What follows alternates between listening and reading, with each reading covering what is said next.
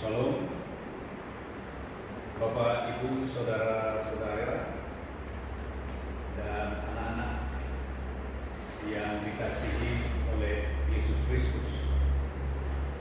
Selamat berjumpa kembali dengan saya, Pendeta Khalil Rahmat, Pendeta Jemaat GKI Menukan.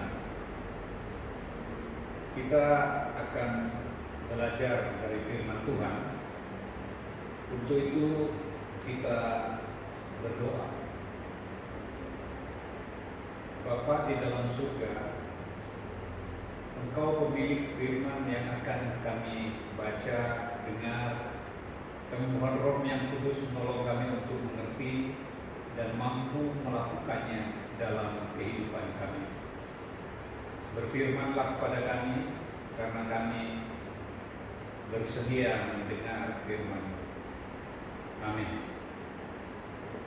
Bacaan Alkitab yang akan kita renungkan pada saat ini diambil di dalam Kolose pasal 2 ayat 16 sampai ayat yang ke pasal 3 ayat yang keempat. Firman Tuhan saya baca sebagai berikut. Carilah perkara yang di atas. Karena itu janganlah kamu biarkan orang menghukum kamu mengenai makanan dan minuman, atau mengenai hari raya, bulan baru, ataupun hari Sabat. Semuanya ini hanyalah bayangan dari apa yang harus datang, sebab wujudnya ialah Kristus. Janganlah kamu biarkan kemenanganmu digagalkan oleh orang yang pura-pura merendahkan diri dan beribadah kepada malaikat, serta berkanjang pada penglihatan-penglihatan dan tanpa alasan membesar-besarkan diri oleh pikirannya yang duniawi. Sedang ia tidak berpegang teguh kepada kepala, dari mana seluruh tubuh yang ditunjang dan diikat menjadi satu oleh urat-urat dan sendi-sendi menerima pertumbuhan ilahi. Apabila kamu telah mati bersama-sama dengan Kristus dan bebas dari roh-roh dunia, mengapakah kamu menaklukkan dirimu pada rupa-rupa peraturan seolah-olah kamu masih hidup di dunia? Jangan jamah ini, jangan kecap itu, jangan sentuh ini. Semuanya itu hanya mengenai barang yang binasa oleh pemakaian dan hanya menurut perintah-perintah dan ajaran-ajaran manusia. Peraturan-peraturan ini walaupun nampaknya penuh hikmat, dengan ibadat buatan sendiri, seperti merendahkan diri, menyiksa diri, tidak ada gunanya selain untuk memuaskan hidup duniawi. Karena itu, kalau kamu dibangkitkan bersama dengan Kristus, carilah perkara yang di atas, di mana Kristus ada duduk di sebelah kanan Allah. Pikirkanlah perkara yang di atas, bukan yang di bumi, sebab kamu telah mati dan hidupmu tersembunyi bersama dengan Kristus di dalam Allah. Apabila Kristus yang adalah hidup kita menyatakan diri kelak, kamu pun akan menyatakan diri bersama dengan Dia dalam kemuliaannya. Demikianlah firman Tuhan. Berbahagialah setiap orang yang mendengar dan taat melakukannya. Syukur kepada Allah. Saudara-saudara jemaat yang dikasihi oleh Tuhan Yesus Kristus, firman Tuhan ini akan kita renungkan di bawah tema keinginan Tuhan. Apa keinginan Tuhan? Mari kita lihat. Manusia berdosa, termasuk kita di dalamnya. Dosa adalah masalah seluruh dunia. Firman Tuhan mengatakan karena semua orang telah berbuat dosa dan telah kehilangan kemuliaan Allah. Roma 3 ayat 23. Dosa adalah pelanggaran terhadap perintah Allah, baik dalam perkataan maupun perbuatan dan pikiran. Dosa bukan saja apa yang kita lakukan yang tidak baik, contoh berbohong, mencuri atau korupsi, berzina. Bukan hanya perbuatan, tetapi dosa juga adalah sesuatu yang ada di dalam diri kita, seperti iri hati, dengki, pikiran-pikiran kotor yang ada di dalam diri kita. Itu belum kita lakukan, tetapi itu juga adalah dosa. Jadi dosa adalah baik yang dilakukan maupun tidak kita lakukan. Kalau itu bertentangan dengan firman Tuhan, itu adalah dosa. Saudara-saudara, kalau definisi dosa seperti itu, maka kita akan memiliki dosa yang sangat banyak.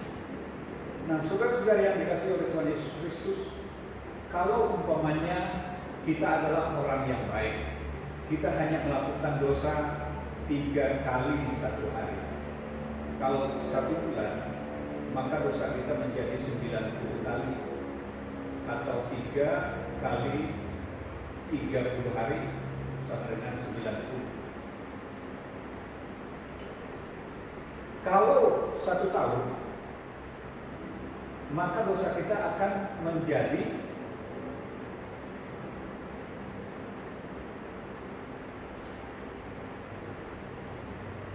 1000 tahun, 1000 kali, atau 90 kali 12 bulan. Jadi dosa kita banyak sekali. Katakanlah Tuhan memberi umur kita 80 tahun. Berarti kita memiliki dosa 80.000 atau 90 kali 12 bulan. Nah, saudara-saudara, baik orang baik, kalau dihitung standarnya dengan standar Allah, maka dia memiliki dosa yang sangat banyak. Nah, dengan dosa sebanyak itu, apakah kita layak ada di hadirat Tuhan atau di hadapan Tuhan? Dengan dosa sebanyak itu, apakah kita layak masuk surga? Dengan dosa semacam itu, apakah kita layak menerima hidup yang kekal? Tentu tidak. Namun saudara-saudara, ada orang yang berpikir bahwa mereka bisa menyelamatkan diri mereka atau membebaskan diri mereka dari dosa, yaitu dengan cara berbuat baik. Tetapi sebaik apakah kita? Karena manusia, Alkitab mengatakan tadi adalah semua manusia telah berbuat dosa dan telah kehilangan kemuliaan Allah. Mereka melihat bahwa dan menganggap bahwa dosa itu adalah semacam timbangan. Kalau mereka melakukan dosa, lalu mereka lakukan kebaikan, melakukan dosa, melakukan kebaikan, jadi seimbang. Itu pengertian yang salah terhadap apa yang Allah atau Alkitab katakan tentang dosa. Sebab dosa menurut Alkitab bukanlah berapa banyak atau berapa, tetapi dosa adalah merusak kehidupan manusia.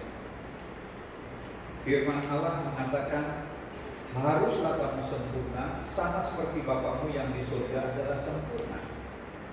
Matius 5 ayat 48. Jadi manusia tidak bisa mengandal perbuatan baiknya, sama sekali tidak bisa.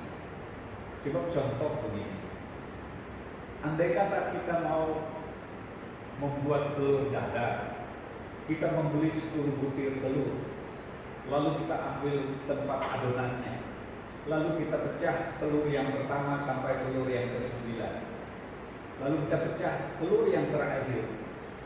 Ternyata telur yang terakhir itu adalah telur busuk, tetapi telah tercemplung di dalam wadah atau tempat adonannya. Pertanyaannya adalah, layakkah telur seperti itu disajikan kepada tamu kita?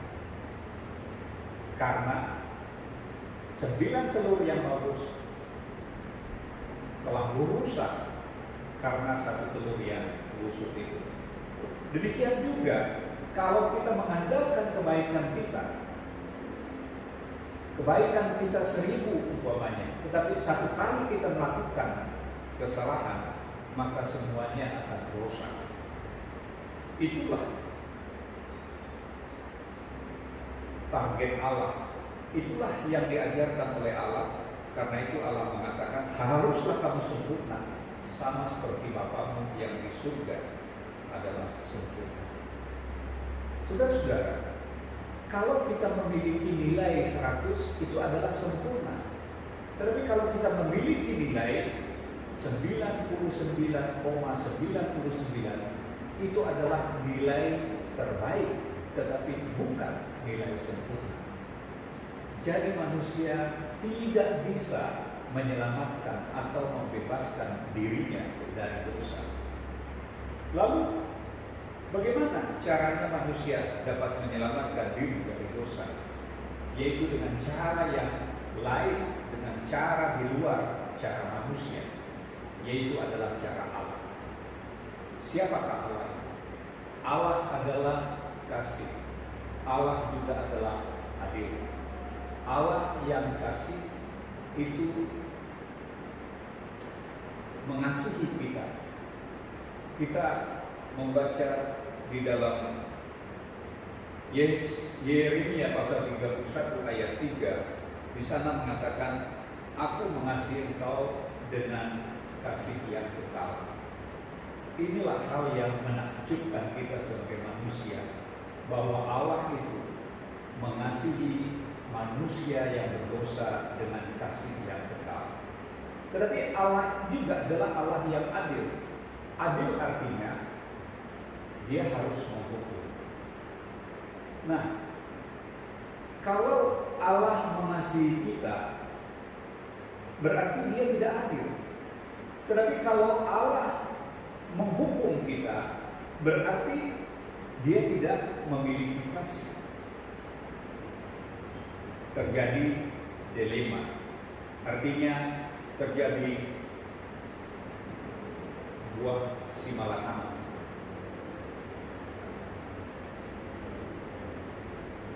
Oleh karena itu,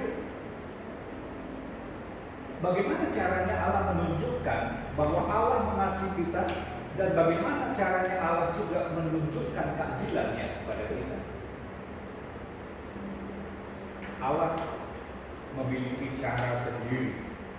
Allah bekerja dengan mengorbankan dirinya di dalam Yesus Kristus. Dia mengutus Yesus Kristus datang ke dalam dunia untuk mengganti posisi manusia di atas kayu salib untuk menerima hukuman dosa. Dia mengorbankan diri di dalam Yesus Kristus sebagai anak domba Allah, satu-satunya yang menerima, yang diterimanya sebagai korban untuk menebus dosa manusia. Karena Yesus adalah manusia yang sempurna, dia sama dengan kita manusia, tetapi tidak berdosa seperti kita. Manusia yang sempurna seperti itulah yang dapat menebus manusia dari dosanya. Nah, saudara-saudara yang dikasihi oleh Tuhan Yesus Kristus, Yesus mati di atas kayu salib adalah mewujud nyatakan rencana Allah yang menunjukkan kasih dan keadilannya tadi. Jadi kasih dan keadilan Allah bisa bertemu karena Allah mengorbankan dirinya untuk menerima hukuman dosa manusia. Tetapi yang menerima itu adalah anaknya sendiri, yaitu Yesus Kristus. Tetapi dengan cara itu pula dia menunjukkan kasihnya kepada kita dengan tidak menghukum kita. Oleh karena itu, Yesus telah melakukan dan melaksanakan dan taat dengan rencana Allah untuk mati menebus dosa manusia. Dengan cara itu Allah mengasihi kita dan Allah menunjukkan keadilannya kepada manusia. Karena itu firman Allah mengatakan, karena begitu besar kasih Allah akan dunia ini sehingga ia mengaruniakan anaknya yang tunggal, supaya setiap orang yang percaya padanya tidak binasa, melainkan beroleh hidup yang kekal. Saudara, kita telah memiliki hidup yang kekal. Berarti kita adalah manusia yang diciptakan Allah menjadi manusia yang baru karena dosa-dosa kita telah ditebus dan diampuni oleh Yesus Kristus di atas kayu salib. Sebagai manusia buatan Allah atau yang diciptakan Allah itu, maka kita harus berbuat baik. Perbuatan baik kita di sini berbeda dengan perbuatan baik orang yang mencari selamat untuk dari dosanya. Tetapi perbuatan baik kita sebagai orang yang telah ditebus oleh Allah adalah ungkapan syukur kita, menyatakan bahwa kita telah diampuni oleh Tuhan, dan perbuatan baik itu adalah tindakan kita memuliakan Tuhan. Nah, saudara-saudara yang dikasihi oleh Tuhan Yesus Kristus, sebagai orang yang telah diampuni dosanya, sebagai orang yang telah ditebus dosanya, kita memiliki keselamatan itu dengan percaya kepada Yesus. Kita yang percaya kepada Yesus diminta untuk melakukan apa yang Tuhan ingin kita kerjakan. Apa yang Tuhan ingin kita kerjakan? Dalam pembacaan kita tadi, kita bisa mendapat 3 hal. Yang pertama, orang percaya jangan mau dihukum lagi dengan hal-hal duniawi atau adat istiadat, ajaran-ajaran buatan manusia seperti makan, minum, hari raya, bulan baru, bahkan hari Sabat. Jadi kita tidak terikat dengan peraturan-peraturan yang diatur oleh manusia, yang diatur oleh duniawi ini. Tetapi kita harus berikat kepada Yesus Kristus.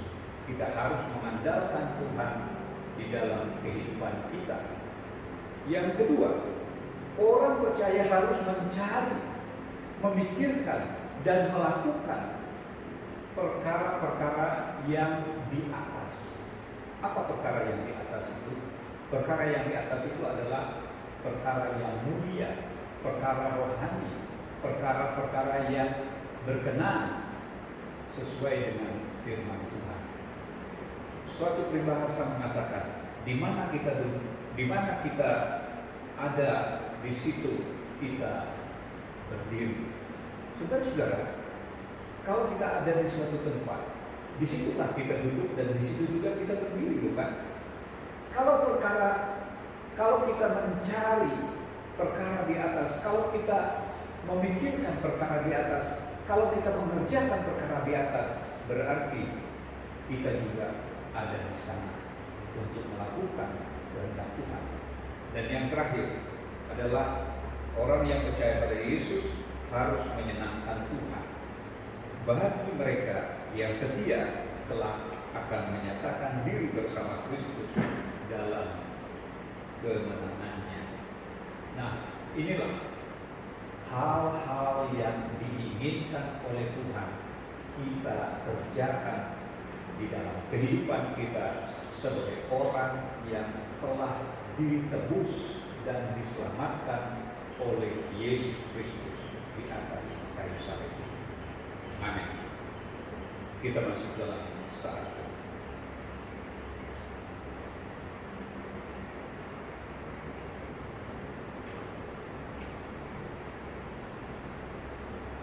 Baik saudara-saudara, kita masuk di dalam doa.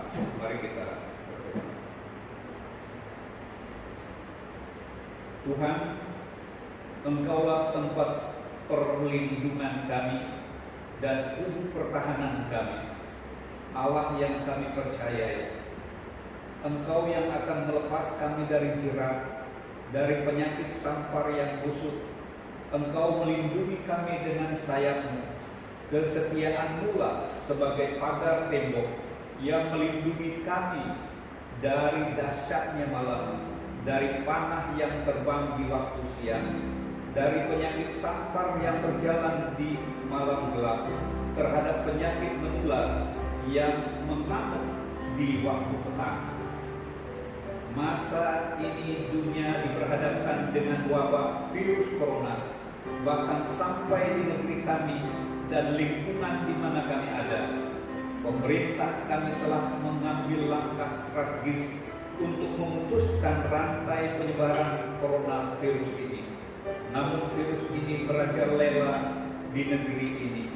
Pemerintah kami memberitahukan dahsyatnya virus corona ini yang sedang mewabah di negara kami Indonesia. Beribu orang yang terpapar, ada yang sembuh, ada juga yang meninggal. Bagi mereka yang meninggal, sangat menyedihkan keluarga karena anggota keluarganya tidak dapat mengantar jenazah ke peristirahatan sementara.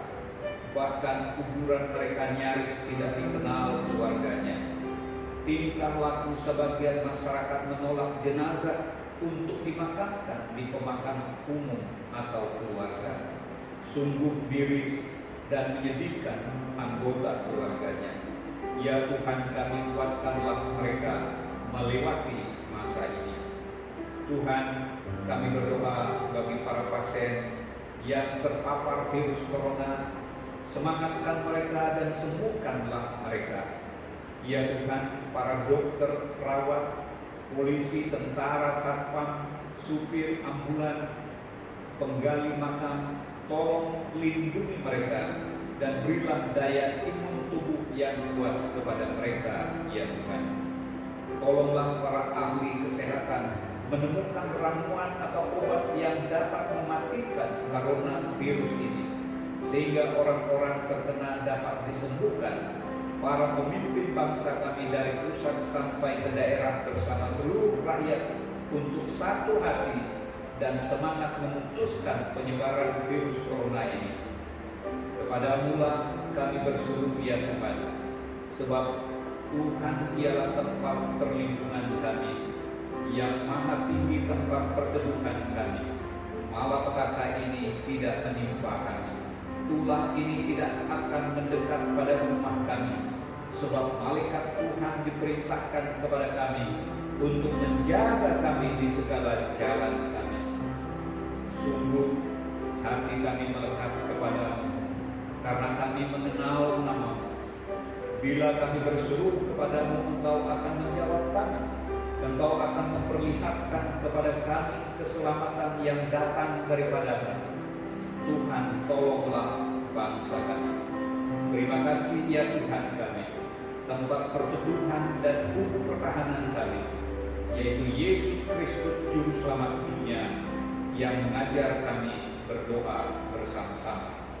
Bapa kami yang di surga, dikuduskan namamu, datanglah kerajaan-Mu, jadilah kehendak-Mu di bumi seperti di surga. Berikan kami pada hari ini makanan kami yang secukupnya, dan ampuni kami akan kesalahan kami, seperti kami mengampuni orang bersalah pada kami. Jangan bawa kami ke dalam pencobaan, tetapi lepaskan kami daripada yang jahat. Karena Engkau yang mempunyai kuasa kemuliaan sampai selama-lamanya.